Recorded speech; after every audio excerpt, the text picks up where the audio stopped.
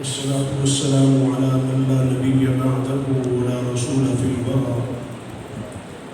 محمود المقام عند الله أسوة عمدة كافة.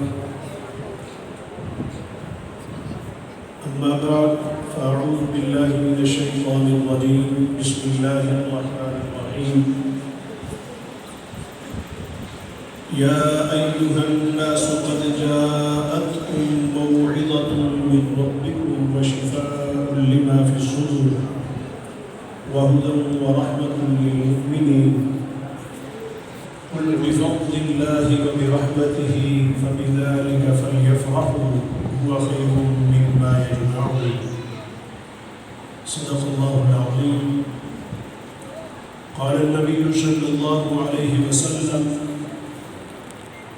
إن الله يرفع بهذا الكتاب أقواما ويضع به آخرين، أو كما قال عليه الصلاة والسلام. قابل صدر احترام معزز و مکرم استادی گرامی، استاد العلماء حضرت مولانا ظہور احمد عالمی صاحب مقدس اللہ العالی، قابل صدر احترام برادر مکرم حضرت مولانا قاری اسد اللہ عباسی صاحب، اسٹیج پر موجود میرے معزز علماء کرام، عزیز طلباء، تمام مہمانان گرامی اور طلباء کے ساتھ آئے ہوئے میرے سرپرست حضرات، بڑا مبارک موقع ہے اور اس موقع پر مجھ طالب علم کا یہاں آ کر کھڑے ہونا اور گفتگو کرنا یہ محض برادر مکرم مولانا اسد عباسی صاحب کے حکم کی تکمیل ہے۔ مولانا نے مجھے فرمایا کہ آپ نے اس موقع پر گفتگو کرنی ہے چونکہ آپ دن کے پورے پروگرام کے عینی شاہد ہیں، تو میں یہ عرض کرتا چلوں کہ میں صرف آج کے ہی یہاں کے اس پروگرام کا عینی شاہد نہیں، بلکہ عمر کے اس حصے میں جب میں اسلام آباد میں آیا اور انٹرنیشنل اسلامک یونیورسٹی میں میں نے ایم اے میں داخلہ لیا، یہ 1999 کی بات ہے، اور ابھی اس وقت میرے خیالات منتشر تھے اور مجتمع ہو رہے تھے کہ مجھے دین کی خدمت کے لیے کون سی فیلڈ اپنانی چاہیے اور کون سے مشن کا حصہ بننا چاہیے اور کیا مشن جذبے کے ساتھ کیا کام کرنا چاہیے۔ ظاہر ہے دین کی خدمت کے مختلف مواقع اور مختلف راستے ہیں، تو اس وقت جب میں نے برادر مکرم مولانا اسد اللہ عباسی صاحب کی یہ سرگرمی جو کہ اس ادارے کی صورت میں ہے، اور یہ الحمدللہ اس وقت بھی اسی طریقے سے چمکتا دمکتا اور لہراتا ہوا یہ گلستان تھا، یہاں جب بچوں کو قرآن مجید پڑھتے ہوئے سنا اور حضرت مولانا کے عظیم جذبے کو میں نے محسوس کیا، تو خود یہ یکسوئی پیدا ہوئی کہ یہ کام واقعتاً ایک ایسا کام ہے کہ ہمارے معاشرے میں یہ بہت بڑا خلا پایا جاتا ہے، جس کو پور کرنے کے لیے مولانا کا دست و بازو کرنا چاہیے اور اسی راستے کو اپنانا چاہیے۔ حاضرین محترم، میرا تعلیمی سلسلہ بھی چلتا رہا، انتظامی ذمہ داریاں بھی آئیں، اپنی جاب اور تدریسی یہ منصب بھی اللہ جل شانہ نے عطا فرمایا، لیکن دل کی تسکین اور زندگی کا جو سب سے قیمتی اثاثہ مجھے خود اپنے لیے جو محسوس ہوتا ہے وہ یہی ہے جو میں نے حضرت مولانا اسد اللہ عباسی صاحب مقدس اللہ العالی کے اس قیمتی اور اس عظیم مشن کو دیکھتے ہوئے جو راستہ میں نے اپنایا اور متعدد کلاسیں الحمدللہ شروع کی، جو کہ خود ایک الحمدللہ بڑا خوبصورت اس وقت اداروں کی شکل اختیار کر گئی ہیں اور بڑا خوبصورت ماحول ہے قرآن مجید کی تعلیم و تعلم کا، تو وہ سارا محترم مولانا اسد اللہ عباسی صاحب کے لیے ایک صدقہ جاریہ کی حیثیت رکھتا ہے۔ تو اس وقت سے اس ادارے کے ساتھ میرا تعارف محض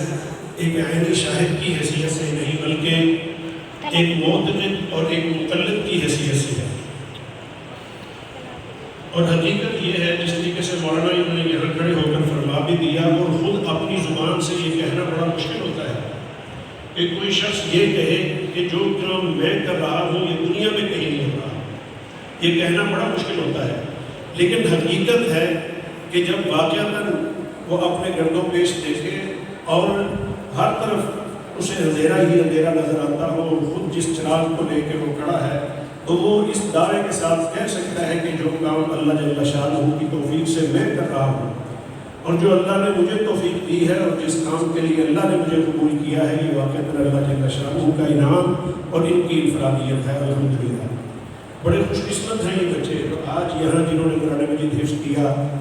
آج کا دن کا مسابقہ جس میں اسلام آباد اور پنڈی کے دیگر اداروں کے طلباء بھی شریک تھے، بہت خوبصورت قرآن مجید پڑھا، منتخب بچے تھے جو یہاں آئے ہوئے تھے، اور اپنے اپنے انداز میں اپنی پوری صلاحیت کے ساتھ انہوں نے اللہ جل شانہ کے مبارک کلام کی تلاوت کی، اور ایسے محسوس ہوتا تھا کہ جیسے قرآن مجید ابھی نازل ہو رہا ہے، اتنا خوبصورت ماشاءاللہ بچے پڑھ رہے تھے۔ تو نبی اکرم صلی اللہ علیہ وسلم پر جب نازل ہوتا تھا، حضرات صحابہ اکرام رضوان اللہ تعالیٰ علیہ مجمعین جب قرآن مجید پڑھتے تھے، جناب ابی بن کعب رضی اللہ تعالیٰ عنہ یا جناب سیدنا عبداللہ بن مسعود رضی اللہ تعالیٰ عنہ کی جب محفل لگتی تھی، جناب زید بن ثابت رضی اللہ تعالیٰ عنہ جب قرآن مجید پڑھتے تھے، اور اس وقت پھر رسول اللہ صلی اللہ علیہ وسلم سامعین میں سے ہوتے تھے اور صحابہ پڑھ رہے ہوتے تھے، تو وہ آج ایسے لگ رہا تھا کہ وہی نقشہ ہے جو آج 1400 سال بعد یہاں مسجد المعین پیش کر رہی ہے۔ الحمدللہ اتنا خوبصورت ماحول تھا، یہ کہنا آسان ہے، شاید کل ہی اگر کوئی کہے کہ دوپہر کے بیٹھے ہوئے لوگ رات کے اس حصے تک بیٹھے رہے اور قرآن مجید سنتے رہے، تو کوئی اس پر کوئی یقین بھی نہ کرے، اور یہ سمجھے گا کہ شاید اس محفل میں شریک رہنے والے بڑے تھک گئے۔ حقیقت یہ ہے کہ ابھی بھی اسی طریقے سے کچھ تازہ ہے، اور قرآن مجید جس طریقے سے اس وقت سنا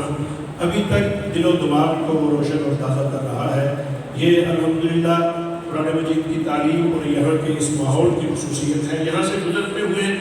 عقیدت سے دل ایک دفعہ جھوم جاتا ہے۔ الحمدللہ میں محض الفاظ اور محض کوئی مبالغہ نہیں ہے، یہ ایک حقیقت ہے جس کا اظہار کرنا میں اپنے ذمہ لازمی سمجھتا ہوں، اور میں نے آپ کے سامنے یہ ذکر کیا ہے۔ اس موقع پر میں صرف دو باتیں عرض کروں گا، ایک تو اپنے ان عزیز طلباء سے جنہیں اللہ جل شانہ نے یہ سعادت نصیب فرمائی کہ انہوں نے قرآن مجید حفظ کیا ہے،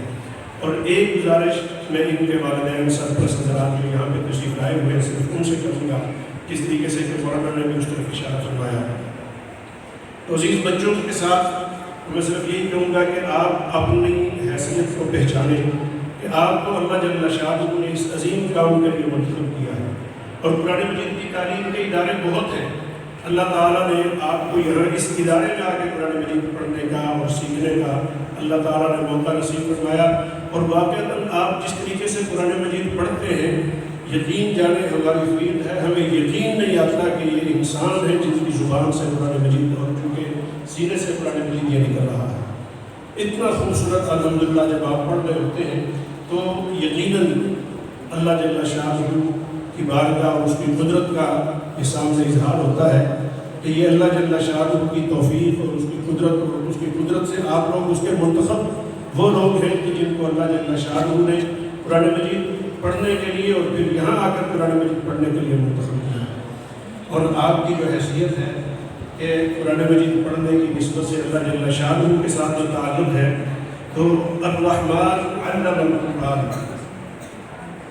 الرحمن علم القرآن، کہ قرآن مجید کا یہ جو سلسلہ ہے اس کے تعلیم و تعلم کا،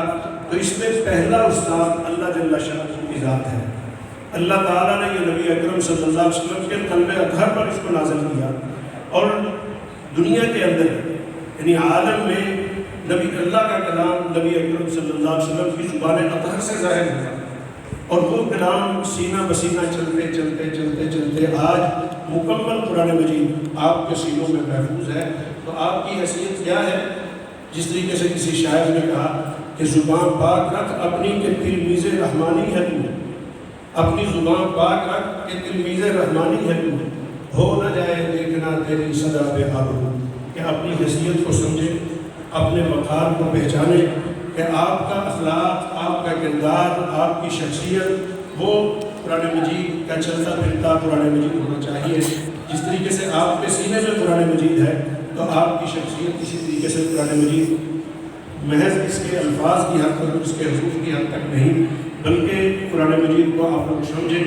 اس کے مطابق اپنی زندگیوں کو بنائیں، اپنے آپ کو آپ معاشرے کا عام بچہ اور عام طالب علم نہ سمجھیں، بلکہ آپ قرآن مجید کا طالب علم ہونے کی حیثیت سے، قرآن مجید کے طلبہ ہونے کی حیثیت سے، اس کے حفاظ ہونے کی حیثیت سے آپ کا جو مقام ہے وہ اس دنیا کے اندر وہ عظیم مقام ہے کہ جو ایک تصور کیا جا سکتا ہے، لیکن حقیقت میں اس کو حاصل کرنا یہ انہی لوگوں کے بس میں ہے، انہی لوگوں کے لیے ہے جن کو اللہ نے اس کام کے لیے منتخب کیا ہے۔ تو ایک چیز تو یہ کہ میرا عزیز بچے قرآن مجید کی حفاظت کریں، اس کو اب یاد بھی رکھنا ہے، اور اسی طریقے سے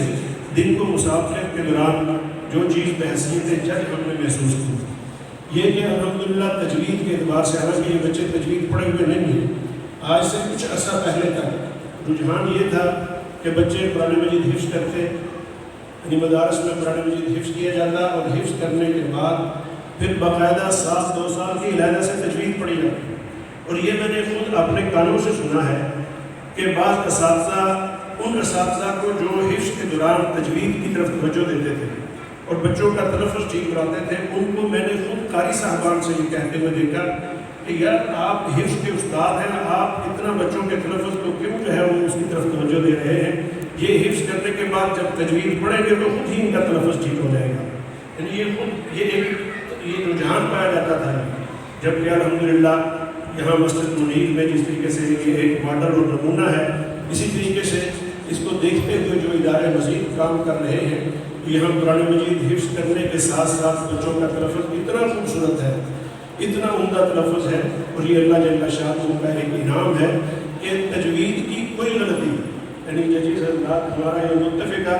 کہ الا ماشاء اللہ کہیں کسی وقت بچے کو جس طریقے سے پڑھتے پڑھتے ویسے الفاظ بھول جاتا ہے اور اس کو کوئی متشابہ لگ جاتا ہے، تو اسی طریقے سے کہیں ایسا ہوا کہ تجوید کا قاعدہ کہیں اس سے چھوٹ گیا ہو، ورنہ تجوید کی کوئی غلطی ججیز حضرات کو تلاش کرنے سے بھی نہیں ملتی،